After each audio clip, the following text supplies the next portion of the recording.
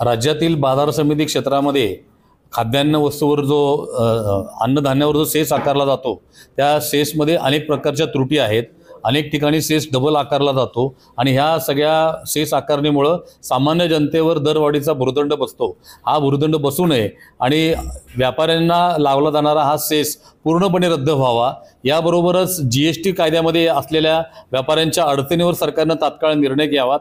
Legal मेट्रोलॉजीमध्ये दुरुस्ती करून अन्नधान्यावर पुन्हा नव्याने जीएसटी लागण्याचा जो प्रस्ताव सरकारने सादर केलेला आहे तो प्रस्ताव सरकारने रद्द करावा। या तीन प्रमुख मागण्यांसाठी आज राज्यातल्या प्रमुख व्यापारी पदाधिकाऱ्यांची जी बैठक संपन्न झाली त्यामध्ये सरकारने ह्या तिन्ही विषयावर तातडीने निर्णय घ्यावा या अशी मागणी करण्याचा निर्णय आम्ही घेतलेला आहे। आणि सरकारने हा निर्णय घेतला नाही तर 27 ऑगस्टला राज्यातील सर्व व्यापार एक दिवसासाठी बंद करण्याचा निर्णय महाराष्ट्र राज्य व्यापारी कृती समिती या समितीच्या माध्यमातून घेण्यात आलेला आहे। यामध्ये Maharashtra chamber of commerce, federation of associations of Maharashtra फार्म, कॅमिट, कॅट, पुणा मर्चंट चेंबर, ग्रोमा या सर्व राज्यातल्या प्रमुख संस्था सहभागी आहेत। आणि या सगळ्यांच्या वतीने सर्व व्यापाऱ्यांच्या वतीने सरकारला याबाबतचं अल्टिमेटम दिलं जाणार आहे। आणि 27 ऑगस्टच्या या बंदपूर्वी राज्यातल्या सर्व महसूल विभागामध्ये 6च्या 6 महसूल विभागामध्ये राज्यस्तरीय व्यापारी मेळावे घेऊन त्या परिसरातल्या व्यापाऱ्यांना या संदर्भातली माहिती दिली जाईल व सर्व त्या परिसरातील लोकप्रतिनिधींना